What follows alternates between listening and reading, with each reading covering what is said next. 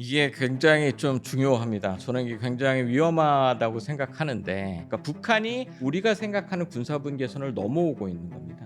만약 여기서 마찰이 생기면 어떻게 되는 건가요? 적대적 두 국가를 내고 이 군사분 계선을 국경선으로 바꿨기 때문에 굉장히 세게 붙을 겁니다. 우리도 물러설 수 없고. 그냥 다른 나라처럼 해가지고 선을 확 그어버린다는 뜻인데 방법이 좀 있어야 될 것 같은데 너무 무서운데요, 갑자기? 그 600mm 방사포가 전방에 배치될 겁니다. 여기에 이제 핵탄두가 실릴 수 있는데 사거리가 400km입니다. 대남용입니다. 오로지 우리를 공격할 수 있는 핵을 우리한테 사용할 수 있는 정당성이 있어져 버리는 겁니다. 만약에 DMZ에서 붙어버리면 이 무력 충돌로서 남북 관계는 끝나버립니다. 협상과 긴장 완화의 수순으로는 가지 않을 것입니다. 안녕하세요. 머니포커스 이승원입니다. 최근 북한의 움직임이 심상치 않다고 합니다. DMZ 병력 투입과 전방 군단장 교체 등 긴박한 소식들이 잇따르고 있죠. 오늘은 이 현장의 흐름을 가장 정확하게 읽어주실 전 국방부 대북정책관 조용근 장군님과 함께 이야기 나눠보도록 하겠습니다. 장군님 어서 오세요. 네, 안녕하십니까. 네. 조용근입니다. 장군님, 대북정책관이라는 정말 중요한 요직에 계셨잖아요. 그렇습니다. 예. 그런데 사실은 이제 저는 기자 출신인데 기자들도 외교부 있을 때 보는 것과 그러면 이제 미국 대통령이 무슨 얘기했는지 보이고 통일부 출입할 때는 저 당시 김정일이 무슨 얘기했는지 그것만 이제 보입니다. 각각 같은 국방부에 있어도 역할에 따라서 조금 더 초점도 다르고 또 관심사도 다를 것 같은데 일단 대북정책관이란 자리는 어떤 자리고 주로 어떤 일을 하셨는지 궁금해요. 제 밑에 그 미사일하고 우주를 담당하는 과가 있고 북핵 대응을 하는 과가 있었습니다. 그래서 요 두 개 과는 억제력을 담당하는 과였습니다. 네. 그거와 또 별개로 북한 정책과, 북한하고 군사 회담을 하는 북한 정책과가 있었고 그 옆에 군비 통제 정책과, 여기는 제가 평화력이라는 표현을 쓰는데 요 평화력, 그러니까 북한하고 회담하고 그다음에 9.19 군사합의를 이행했던 이런 두 개를 담당하는 과가 있었습니다. 그래서 대북 정책과는 평화력과 억제력을 동시에 수행하는 그러한 국장이었습니다. 이게 굉장히 중요한데 우리 군들은 통상 억제력만 강화하는 것이 보통 이제 북한을 상대하는데 가장 중요하다고 생각합니다. 근데 이게 요번에 이제 미 국가 방위 전략을 보더라도 중국을 어떻게 상대할 거냐 이렇게 얘기하면 제일 도련선을 철저히 지키겠다. 이렇게 얘기하는 건 억제력입니다. 그러면서 디센트 피스 하면서 괜찮은 평화를 우리는 중국하고 유지하겠다. 국방부는 거기에 무력 충돌이 일어나지 않겠다는 의도를 분명히 국방부가 중국 당국한테 전하라라고 되어 있습니다. 이건 회담 분야입니다. 그러니까 억제력과 이런 평화력이 함께 가야 올바른 국방력, 그러니까 두 바퀴 축으로 가는 거죠. 예, 이것을 유일하게 담당했던 국장이 이제 대북정책관이었습니다. 우리나라가 그러니까 북한하고 남북이 무력 충돌이 다 접경 지역에서 일어났습니다. 여러분 잘 기억하시는 서해 NLL에서 연평해전이 1, 2차가 일어났고 천안함이 포격이 일어났고 그 다음에 육지로 올라서는 지뢰 사건이 있었고 연평도 포격 사건이 있었습니다. 그게 사실상 그런 상황이 발생하다마다 병사들이 죽어나갑니다. 그리고 그것 때문에 그것이 저희 전투력이나 억제력을 강화시키지도 않았습니다. 9.19 군사합의의 핵심은 그러한 접경 지역에서 우발적 무력 충돌을 방지하자는 거였습니다. 네. 그러니까 그 어느 군사적 긴장이 고조돼 있어서 만약에 병사가 총기로 5발만 나더라도 이것이 너무 가까우니까 이것이 북한군을 맞추게 되거나 이러면 다시 이쪽에서 응징하게 돼서 굉장히 이것이 확전되고 우리나라 같은 경우는 그 확전이 국지전까지 갈 수 있는 상황이기 때문에 그런 무력 충돌을 방지하자는 거였습니다. 더욱 핵심은 정전협정, 1953년도에 전쟁을 마치면서 체결됐던 정전협정이 그러한 협정입니다. 군사력을 분리시켜서 충돌을 방지하는 그것에 사실 실질적 조치를 덧댄 겁니다. 근데 그 자리가 지금 네. 없어졌어요. 없었습니다. 예. 복원하는 게 서로의 안전과 평화를 위해서 가장 빠른 일이다라는 생각이 잠시 들고요. 오늘 본격적으로 좀 질문을 드리겠습니다. 최근에 김정은 위원장이 이런 얘기를 합니다. 한국과 잇닿아 있는 남부 국경선이라고 표현했고요. 남부 국경선. 이 남부 국경선을 가급적 빠른 시간 내에 요새화하고 경계, 화력 체계들을 보강하라 이렇게 지시를 합니다. 그러니까 지난달에 있었던 당대회 때 했던 얘기이기도 하고 시간 날 때마다 하는 얘기죠. 남부 국경선이라는 단어가 확 들리고요. 요새화한다라는 단어가 꽂힙니다. 이게 어떤 맥락인지 설명해 주세요. 이게 굉장히 좀 중요합니다. 저는 이게 굉장히 위험하다고 생각하는데 이제 처음부터 말씀을 드리려면 남북이 전쟁이 끝나서 정전 협정, 그러니까 휴전 형태로 넘어갔을 때 남과 북이 군사 분계선을 그으면서 1292개의 군사 표식물을 설치합니다. 그게 말뚝입니다. 그걸 다 촘촘하게 박아서 여기가 군사 분계선이다라고 설치를 한 후에 유엔사하고 그 당시 저희는 정전협정 서명자가 아니었기 때문에 유엔사하고 북한군하고 중국 그 당시 인민지원군들이 같이 유엔사 군정위를 만들어서 그걸 계속 확인하고 다닙니다. 그래서 1년 동안 확인해서 이 1292개의 표식물이 군사 분계선이라고 해왔습니다. 그것이 사실 1970년대까지는 잘 유지되어 왔다가 네. 70년대에 한국군이 그 보수 작업을 하러 들어갔을 때 북한군이 여기에 공격을 했습니다. 근데 그 공격을 받은 한국군이 다시 응징을 해서 굉장히 큰 교전이 벌어졌습니다. 그때 유엔군 사령관이 1970년도에 더 이상 여기에 대한 정비를 하지 말아라. 그리고 이제 확인하지 말라고 되면서 지금 벌써 한 50년이 넘게 이 표식물을 관리하지 않았습니다. 그러다 보니까 지금 1292개의 표식물 중에 네. 그 비무장지대에 남아있는 게 한 180여 개 정도 됩니다. 예, 그러니까 거의 1000개 이상이 다 날아가 버렸는데 네네. 더 문제는 이제 남한군도 그렇고 북한군도 그렇고 이렇게 훈련이나 뭐 이런 걸 하면서 표식물을 다 옮겨놨습니다. 그럼 굉장히 어지럽게 돼 예, 있겠네요. 어지럽게 그 네. 다음에 홍수도 많이 나고 아. 특히 DMZ라는 곳이 평야가 맞아요. 많다 보니까 이게 막 쓸려 내려온 겁니다. 근데 더 중요한 것은 그 당시 GPS나 좌표 이런 게 없다 보니까 이 표식물의 위치를 GPS나 좌표로 찍어놓지 않았습니다. 그 다음에 군사분계선을 우리가 이렇게 지도에 선을 걷을 때 그 당시에 1대 5만 지도다 보니까 그 선의 이 폭이 사실상 현장 가면 거의 50m가 됩니다. 그러니까 이게 어떻게 됐냐면 이 서로가 생각하는 선들이 달라졌습니다. 그래서 그 선들을 그러니까 우리 한국군이 생각하는 선과 북한군이 생각하는 선, 그 다음에 유엔사가 생각하는 선이 다 달라져 버린 겁니다. 근데 유엔사는 2000년, 2010년대 좀 후반에 이 남아있는 표식물을 GPS로 바꿨습니다. 그래서 좌표를 이렇게 걷는데 이게 더 중요한 건 북한군이 쓰는 좌표와 우리가 쓰는 좌표가 다릅니다. 예, 우리는 GPS, 미국 체계를 쓰고 북한군은 러시아 체계를 씁니다.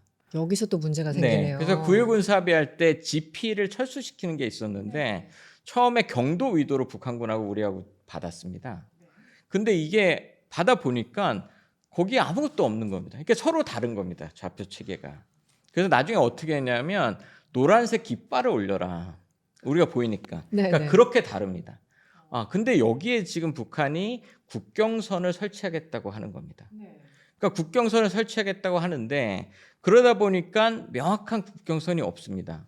근데 저 강원도는 되게 산악이 험악하지 않습니까? 네. 그 험악한 산악 지역에는 어떤 곳은 그 북한군이 생각하는 자기들의 군사분계선이 우리가 생각하는 우리 한국군 군사분계선보다 상당히 남쪽에 있습니다. 2024년 봄부터 북한이 여기에 국경선화, 군사분계선에서 국경선화 작업을 하고 있는데 네. 크게 세 가지를 하고 있습니다. 하나는 불모지, 여기가 나의 국경선이야. 그리고 이제 거기에 지뢰를 설치하고 있고 네. 그 뒤에다 철조망을 설치하고 있습니다. 네. 근데 이제 말씀드린 대로 이렇게 군사분계선이 서로 생각하는 게 다르다 보니까 구조적으로 우리가 생각하는 군사분계선을 넘어오고 있는 겁니다. 예, 근데 우리의 지금 현재 교전 규칙은 어떻게 돼 있냐면 북한군이 우리 군사분계선을 넘으면 경고 방송하고 경고 사격을 하도록 되어 있습니다. 그게 매뉴얼로 돼 있군요. 네네. 네. 이 합참의 교전 규칙으로. 왜냐하면 우리의 사실은 우리 영토 안에 들어온 그럼요. 거니까 넘어온 당연히 거니까. 이렇게 그러다 보니까 작년에만 17번 이상의 경고 방송과 경고 사격을 합참에서 했었습니다. 근데 지금 말씀하신 대로 네. 김정은 위원장이 9차 당대회 때 남북 국경선에 요새화하고 경계태세하고 화력태세를 하라고 했고 지금 이제 지난해까지 약 75% 정도 국경선화를 했다고 언론이 보도하고 있는데 네, 상당히 진행됐더라고요. 그러니까 네. 지금 남은 25%를 아마 올해 할 겁니다.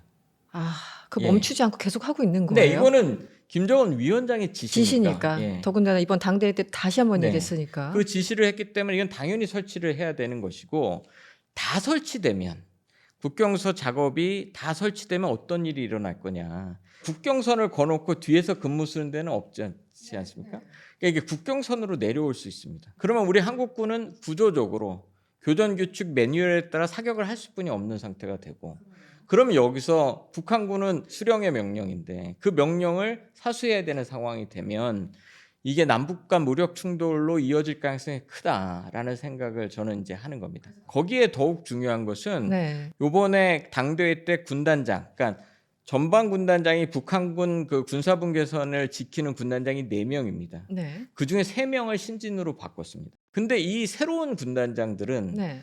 이 첫 번째 임무가 국경선 사수입니다. 지금 그렇지 않겠습니까?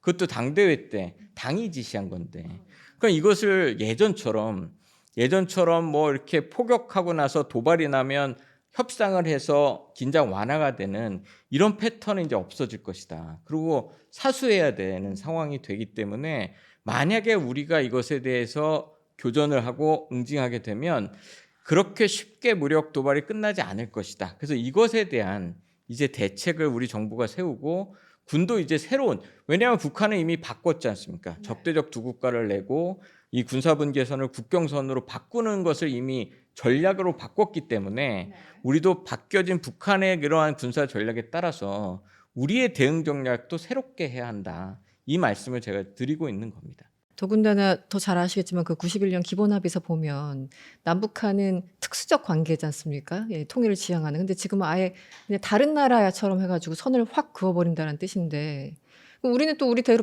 대응할 수밖에 없고 방법이 좀 있어야 될 것 같은데 너무 무서운데요, 네, 갑자기? 교수님 네. 말씀하신 대로 그 적대적 두 국가로는 사실 네. 남북 기본합의서에서 얘기한 통일을 지향하는 잠정적 특수관계를 북한의 생각은 이제 그것을 판을 뒤집는 겁니다. 그렇죠? 사상적인 적대감을 갖는 두 국가이죠. 이게 어떤 문제를 일으키냐면 사실 북한의 적은 미국이었습니다. 네. 과거에. 네. 그래서 항상 뭐 더 잘 아시겠지만 미제국주의, 철천지 원수, 자기네들이 핵을 갖게 된 배경도 미국 때문에 미국이 자꾸 핵으로 자기네들을 괴롭혀서 갖게 됐다는 것이었고, 그럼 남한은 뭐였냐면 우리 민족끼리였습니다. 네네네. 이것이 상당히 군사적으로도 완충지대 작용을 좀 했습니다. 그러니까 지금 말씀드린 대로 남북 간의 군사적으로 무력 충돌이 있더라도 협상을 해서 북한이 사과를 받아내는 경우도 있었습니다. 네, 서로 체면 예, 치레를 해주고. 체면치를 해주고, 네. 그건 민족이니까. 예, 이런 것을 했었는데 적으로 되면 사과할 수 없습니다. 적과의 분쟁이 일어나서 적과의 도발이 일어나서 적과 전투를 했는데 거기 가서 사과한다? 이건 말이 안 되는 거죠. 거기에 심지어 북한 핵은 아까 말씀드린 대로 미국에 대응하는 핵이었고, 예전에는 심지어 이 핵은 뭐 민족의 핵이라는 표현까지 썼었는데 이제는 적대국에 대한, 이제 우리에 대해서만 쓰겠다. 이제 북한이 핵 보유국을 넘어서 자기는 핵을 운용한다. 핵을 실전 배치해라. 막 이렇게 얘기를 하고 있습니다. 네. 그러니까 핵을 우리한테 사용할 수 있는 정당성이 있어져 버리는 겁니다. 그래서 2022년에 핵무력 정책법을 만들 때 북한의 핵무기 사용 조건을 한 것에 국가 지도부가 핵이나 또는 비핵으로 공격을 받았거나 공격이 임박했을 때는 자동적으로 핵전쟁을 개시하라고 되어 있는 것이 대상이 이제 한국인 거죠, 사실상. 그러니까 이렇게 됐기 때문에 핵도 자유로 쓸 수 있는 상황이 돼버렸고, 그 다음에 이제 다 아시다시피 그 북한이 했던 것 중에 우리의 K문화, 그 다음에 뭐 이런 것에 대해서 굉장히 반감 때문에 적대 두 국가를 했던 부분도 있기 때문에 이제 우리하고는 안 만나겠다. 이거는 결국은 통미봉남을 아주 극대화, 어디는 뭐 통미정남이라고 하던데, 이걸 이제 미국한테 갈 때 이제 너희랑은 상대 안 하겠다라고 하고 있는 그 모습이 돼 있어서 사실상 우리 민족끼리의 그 완충지대가 없어진 것이 더욱 지금 말씀드린 대로 만약에 DMZ나 NLL에서 무력 충돌이 발생을 하면 그렇게 예전처럼 그런 패턴으로 이것이 해소되지는 않을 것이다. 그게 저는 제일 우려되는 부분입니다. 만약 여기서 마찰이 생기면 그게 뭐 실수로라도 마찰이 생길 수 있지 않습니까? 그렇다면 어떻게 되는 건가요? 그 굉장히 위험이 상당할 것 같은데요. 그렇습니다. 이게 만약에 여기서 무력 충돌이 일어나면 그 600mm 방사포를 심지어 9차 당대회 전에 그 약 50문의 방사포를 그 군수 계열에서 당한테 바쳤습니다. 약간 증정식 같은 게 증정식을 열렸던데요. 했죠. 네. 근데 23년도에 이미 30문을 그런 행사를 했었습니다. 그러면 겨우 벌써 80문인데 이게 이제 전방에 배치될 겁니다. 600mm 방사포는 우리 군은 탄도 미사일로 분류합니다. 아. 왜냐하면 그 600mm 방사포가 600mm라는 게 그 미사일의 이 지름입니다. 그 600mm가 그렇다면 여기에 이제 핵탄두가 실릴 수 있는데 사거리가 400km입니다. 그럼 무슨 얘기냐면 대남용입니다. 오로지 우리를 공격할 수 있는. 그러니까 이제 북한은 항상 얘기하면 우리가 장사정포만 얘기했지 않습니까? 수도권 근방에 700여 문의 장사정포가 막 서울 상공에 떨어질 거라고 생각했는데 이제 거기에 더해서 80문의 핵무기가 배치되는 겁니다. 그러면 사실 그 군단장은 굉장히 자신감이 생기는 거죠. 그리고 이제 적이기 때문에 네. 굉장히 세게 붙을 겁니다. 우리도 물러설 수 없고. 이러면 사실 이재명 정부는 지금 평화공존 정책을 쓰고 있는데 만약에 DMZ에서 붙어버리면 이 무력 충돌로서 남북 관계는 끝나버립니다. 이걸 회복시키는데 아마 어마어마 걸릴 테고 아까 말씀드린 대로 협상과 긴장 완화의 수순으로는 가지 않을 것입니다. 그래서 지금 말한 대로 이 북한이 하고 있는 군사 분계선에 대한 국경선화를 우리는 어떻게 대응할 것인가에 대한 빨리 정부 입장을 정해야 됩니다. 네, 정말로 아주 극단적으로 정말 이것을 NLL처럼 계속 싸워서 밀어 올릴 것인지 저는 그래서 네. 제가 계속 주장한 건 9.19 군사합의의 선제적 복원이었습니다. 이미 대통령님께서 후보 시절부터 9.19 군사합의의 선제적 단계적 복원을 말씀을 하셨는데 벌써 1년이 됐는데도 복원이 안 되고 있습니다. 네. 이게 참 안타까운 것이 그 지상적대 행위 중지 조치가 뭐 해상적대 행위 중지 조치도 마찬가지로 굉장히 많은 것이 들어있는 것처럼 보이지만 그렇지 않습니다. 우리가 이제 통해 영어로 표현하는 데코레이션, 선언적인 표현이 되게 많습니다. 근데 그 선언적인 표현이지만 정신은 서로한테 총을 쏘지 말자는 겁니다. 지상 적대행위 중지 조치의 핵심 중에 하나는 거기에서 연대급 이상 훈련을 하지 말기로 되어 있습니다. 근데 저희가 연대급이 없습니다. 그 완충지대 안에. 그래서 연대급 이상 훈련을 한 적도 없습니다. 그러니까 이건 사실 미래의 선언적인 표현이었습니다. 더욱 큰 문제는 지금 말씀하신 대로 이제 전방군단장 사단장 우리 한국군의 전방군단장 사단장들은 이 딜레마에 빠질 것 같습니다. 이것을 왜냐면 넘어오니까 아마 이게 합참의 교전 규칙 때문에 교전을 안 할 수는 없고 쏴야 되는데 이걸 쏘게 되면 무력 충돌이 일어날 것이 자명한 상태라 이것을 빨리 합참과 국방부에서 정부가 어떻게 할 것인가를 만들어줘야 된다는 거죠. 지금 단적으로 남북 간에 예를 들어 전쟁이 난다고 해도 남북 간에 또 싸우는 게 아니고 유엔사, 사실상 이제 미국 같이 얽혀져 있는 문제잖아요. 실질적으로 뭐 국지전이나 이렇게 그 뭔가 충돌이 발생하면 아주 일반적으로 그 한미 연합사 혹은 뭐 유엔사와 어떻게 소통을 하고 어떻게 그 역할을 하는지도 좀 궁금합니다. 일단은 그 원칙적으로는 평시에 대한 작전 통제권은 합참 의장이 갖고 있습니다. 그러니까 지금 말씀하신 것처럼 DMZ나 NLL에서 남북 간 충돌이 일어나면 이건 오로지 우리 한국군의 문제입니다. 이때는 이제 합참 의장의 지시로 의해서 우리가 대응하고 우리가 공격 범위를 정합니다. 이건 또 자위권적인 차원이 있기 때문에 미군이 관여할 수는 없습니다. 근데 문제는 어디에 있냐면 이 지금 말씀하셨던 이 충돌이 네. 전쟁으로 갈 때는 왜냐하면 전쟁할 때는 전쟁은 지금 미군 사성장군 지금 브런슨 연합사령관이 한국군에 대한 전시작전 통제권을 갖고 있습니다. 그러니까 이게 그냥 이렇게 확 가는 게 아니고 지금같이 무력 충돌이 일어나고 이것이 좀 더 확대돼서 위기가 되고 이게 다시 전쟁으로 가는 겁니다.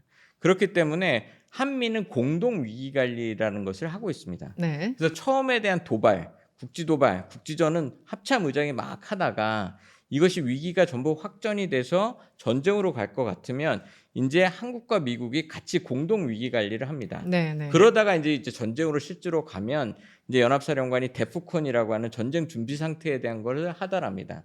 그래서 이렇게 해서 이제 전쟁이 되면 연합사령관이 하는데 지금 말씀하신 것처럼 한반도는 특수해서 유엔군 사령관이 연합사령관의 모자를 같이 쓰고 있습니다. 근데 유엔군 사령관의 그의 가장 큰 역할은 전쟁이 나지 않도록 하는 것입니다. 그래서 이렇게 정전 협정을 유지하는 것이 유엔군 사령관의 목적입니다. 제가 좀 하나 말씀드리고 싶은 게 그럼 지금 북한군이 생각하는 이 국경선, MDL의 국경선화를 하는 건 MDL을 없애자는 거 아닙니까? 그럼 유엔군 사령관 입장에서는 정전협정의 강력 위반입니다. 명백한 위반인데 유엔사는 한마디도 여기에 대해서 얘기하고 있지 않습니다. 그러니까 사실상 자기의 임무를 좀 방기하는 거죠. 그러면서 우리 뭐 고위직 그 DMZ 들어갈 때는 목소리 크게 내고, 예, 그러니까 이게 사실은 원래 이제 이게 구조가 되게 복잡한 건데 그렇게 전쟁이 막 발발하기 직전에는 유엔군 사령관이 전쟁을 말리는 그리고 북한도 달래는 이런 임무를 하다가 실질적으로 전쟁으로 넘어가면 이제 미군 사성장군이 이것을 하게 되어 있는 그런 시스템입니다. 네. 지금 국경선화 작업이 올해면 마무리될 것으로 생각이 되는데 25%뿐이 안 남았으니까 그럼 유엔군 사령관 입장에서는 북측의 그 비무장지대는 없어집니다. 그럼 이제 군사분계선하고 남쪽만 남게 되는데 네. 그러면 이럼에도 불구하고 정전협정이 유지된다고 할 것인가? 그러니까 이 문제도 사실 고민해야 돼. 그러니까 완전히 지금 이 시스템이 바뀌고 있는 상황입니다. 네. 그래서 이런 것에 대해서 지금이 우리가 고민하고 정말 현명한 대응 전략을 짜야 될 시점이라고 생각됩니다. 근데 제가 아까 그 장관님 말씀하신 것처럼 북한의 움직임 보면은 뭔가 모순될 때도 상당히 많고 요새화하고 우리 뭐 최신 무기로 현대화하고 적들이 있으면 우리가 언제든 무찌를 수 있어라고 얘기를 하면서도 한쪽 편에 보면은 상당히 방어적 느낌도 있거든요. 약간 양가적인 그런 느낌들이 있는데 방벽을 세운다란 얘기를 벌써 몇 년 전부터 들었고 그 얘기는 혹시 남한으로부터 본인들이 침략을 받을까 봐 무서워서 벽을 쌓다라는 의미도 되잖아요. 이런 걸 그렇습니다. 어떻게 해석하고 계신가요? 미묘하게. 그러니까 북한이 핵을 가지게 된 배경을 가만히 들여다보면 사실상 지금 교수님 말씀하신 게 100% 맞습니다. 거꾸로인 거죠. 재래식 전력으로는 도저히 우리를 상대할 수 없는 겁니다. 한미 연합 전력이 너무 세니까. 그래서 한미 연합 연습을 하면 요번에도 마찬가지인데 이재명 정부 들어와서 했던 작년에 의지 연습을 했을 때 김정은 위원장도 이게 적대적 실체다. 그다음에 김여정 지금 부장, 총괄부장도 이거 하나도 안 바뀌지 않았냐 하고 굉장히 비난하는 것이 한미 연합 연습입니다. 그러니까 북한이 한미 연합 연습을 표현할 때 핵 공격을 가장한 선제 타격 훈련이다.